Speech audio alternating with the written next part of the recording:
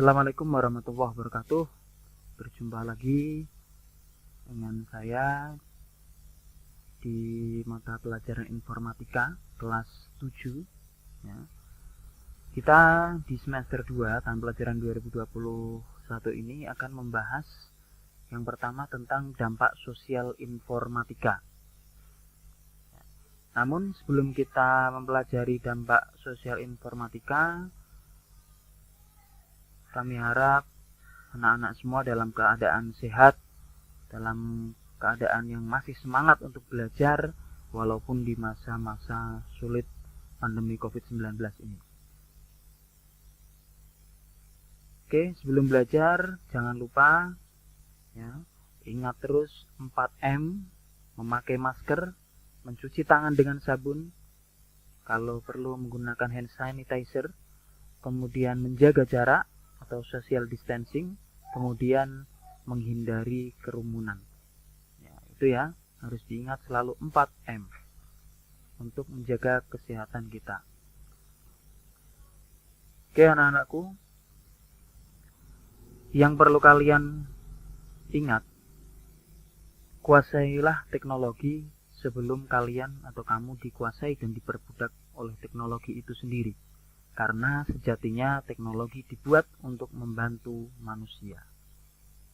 Jadi teknologi informasi, kemajuan teknologi, baik gadget, smartphone, smartwatch, komputer, laptop, internet, itu sejatinya dibuat untuk membantu kegiatan manusia. Jangan sampai kita malah dikuasai dan diperbudak oleh teknologi.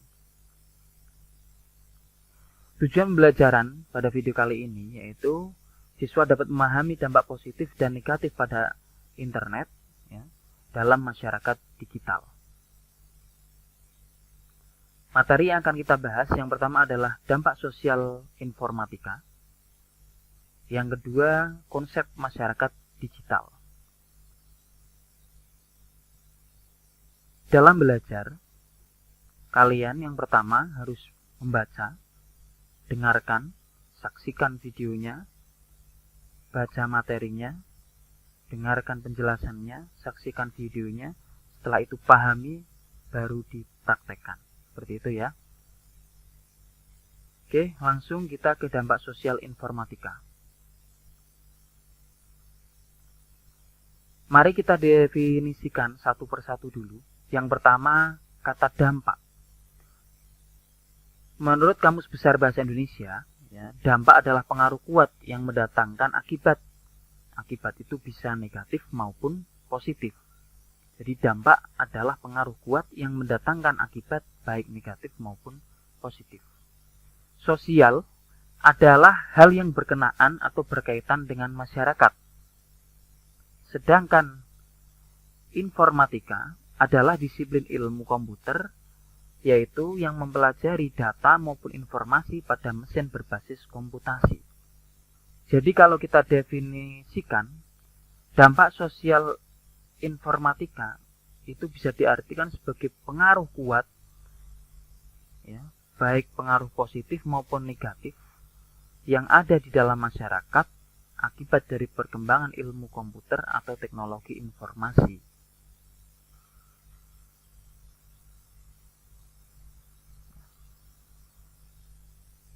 Dampak sosial informatika. Dengan kemajuan teknologi, maka proses interaksi antara manusia mampu menjangkau lapisan masyarakat di belahan dunia manapun menjadi semakin terbuka. Jadi dengan perkembangan teknologi informasi yang sangat pesat, adanya handphone, smartphone, smartwatch, teknologi internet, itu memudahkan manusia untuk saling berinteraksi di belahan dunia manapun. Yang kedua, karena begitu cepatnya perkembangan teknologi, informasi, dan komunikasi mengakibatkan dampak dan pengaruh terhadap budaya pada masyarakat, baik berupa dampak positif maupun dampak negatif. Poin yang ketiga, penggunaan komputer pada masa awal untuk sekedar menulis, membuat grafik, menggambar, serta alat menyimpan data yang luar biasa pada zaman itu, telah berubah menjadi alat komunikasi dengan jaringan yang luas dan bisa mencakup seluruh dunia tanpa batasan waktu dan teritorial. Dampak sosial informatika itu dibagi menjadi dua, dampak publik atau secara umum, kemudian dampak privat atau secara khusus. Dampak tersebut ada dua, yaitu dampak positif dan dampak negatif. Di video kali ini kita akan membahas untuk dampak yang publik dulu. Apa dampak umumnya dari kemajuan teknologi informasi? Yang pertama, dampak positif teknologi informasi adalah mudahnya mencari wawasan dan pengetahuan. Jadi kita sangat mudah sekali ketika akan mencari informasi, baik berupa berita ataupun mencari info-info seputar sepak bola, cara tutorial atau cara membuat sesuatu, atau bahkan informasi-informasi yang tidak kita dapatkan di buku-buku perpustakaan. Kemudian dampak positif yang kedua adalah mudah berkomunikasi.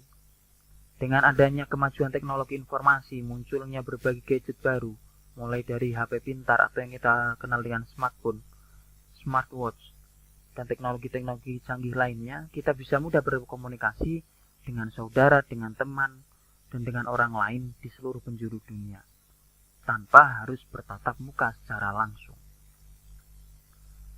Kemudian, dampak positif yang berikutnya adalah mudah mencari lowongan pekerjaan, karena dengan adanya akses internet, kemudian jaring sosial, perusahaan-perusahaan para pencari kerja dengan mudah memposting, mengupload informasi tentang pencari kerja.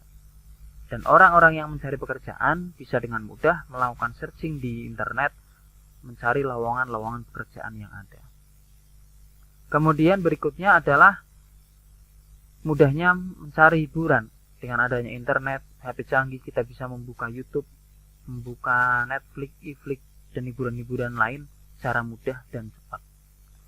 Kemudian berikutnya, mudahnya melakukan transaksi dan berbisnis. Dengan adanya internet, kemajuan teknologi, kita bisa mudah melakukan belanja di toko online, di e-commerce nasional maupun internasional. Ada yang kita kenal Bukalapak, Tokopedia, Shopee, Bibli, dan yang lainnya. Bahkan kita bisa bertransaksi banking, transaksi bank tanpa harus datang ke banknya langsung. Bisa menggunakan e-banking, mobile banking, ataupun menggunakan internet banking. Kemudian dampak negatif sosial informatika itu meliputi pornografi.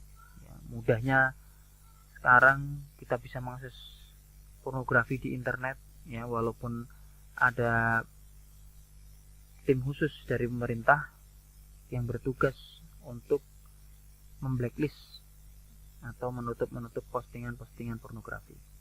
Yang kedua, adanya berita hoax. Mudahnya berita-berita palsu menyebar melalui jaring sosial atau dunia maya. Yang berikutnya, sarkasme atau kejaman. Dengan munculnya teknologi yang sangat canggih, kejahatan-kejahatan juga semakin banyak. Kemudian penipuan. Banyak sekali kita lihat banyak WhatsApp, SMS, atau bahkan telepon yang meminta untuk mengirimkan uang, transaksi, dan sebagainya. Oke. Dari dampak negatif dan positif yang sudah saya paparkan tadi, kita bisa buat tabel seperti ini.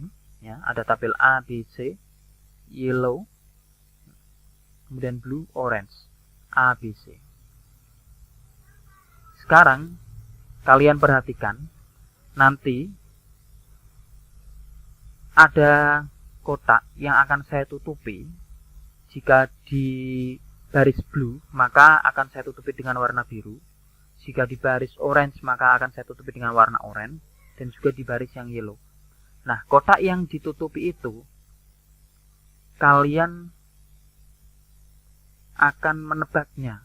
Contohnya misalkan di hiburan, ini saya tutup, di hiburan saya tutup pakai biru.